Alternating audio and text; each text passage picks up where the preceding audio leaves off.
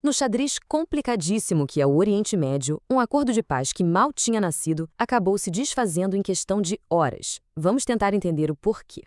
A gente tinha uma esperança de paz, sabe? Um cessar-fogo assinado. Mas em vez de tranquilidade, o que se viu foi o conflito piorar. E muito.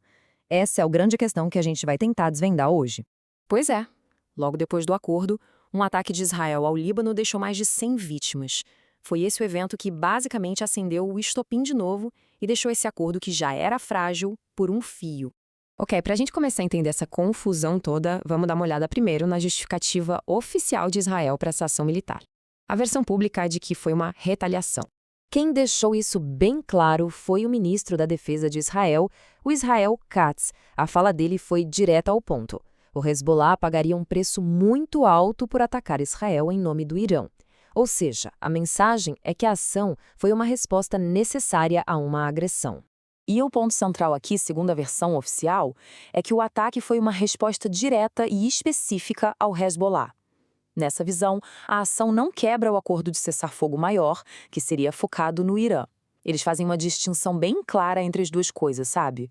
Só que a fonte que estamos analisando aqui traz uma outra versão, bem mais complexa. Ela sugere que existe um outro plano por trás disso tudo.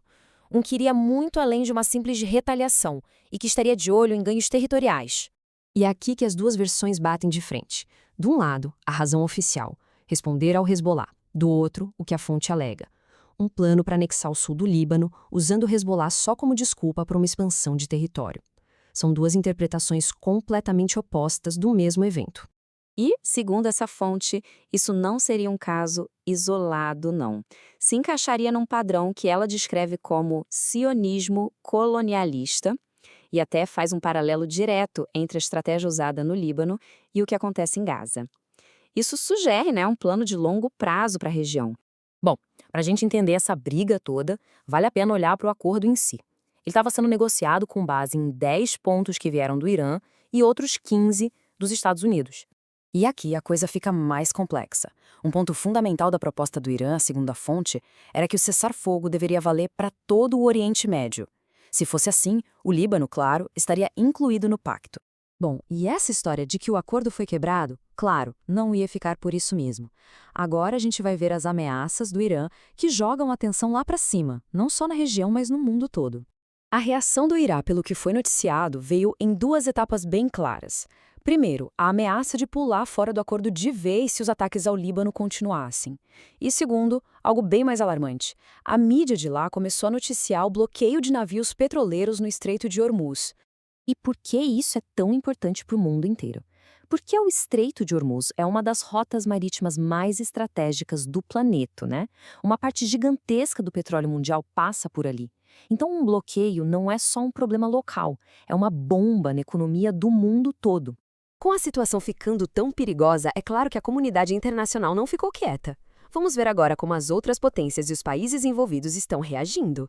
A visão do Líbano foi bem clara na fala do primeiro-ministro, Naf Salam. Ele diz que Israel segue expandindo os ataques, ignorando todos os esforços diplomáticos e faz um apelo bem direto por ajuda internacional. E esse apelo foi ouvido sim. Vários países e organizações como o Reino Unido, a França, a Alemanha e a Comissão Europeia se juntaram numa declaração pedindo que o cessar-fogo seja respeitado, incluindo o Líbano nisso, uma demonstração bem clara da pressão diplomática global. Mas, sabe, mesmo com toda essa pressão internacional, a fonte que a gente está vendo aqui joga um balde de água fria nisso tudo. Ela lembra de um histórico de outros acordos de paz, que também foram quebrados, o que levanta uma dúvida séria se este acordo atual tem alguma chance de sobreviver. O que leva a gente para a pergunta final. Com o cessar-fogo já feito em pedaços e a tensão no máximo, será que uma paz duradoura é realmente possível? A questão, infelizmente, continua em aberto. Um lembrete bem pesado de como a paz é frágil numa das regiões mais instáveis do mundo.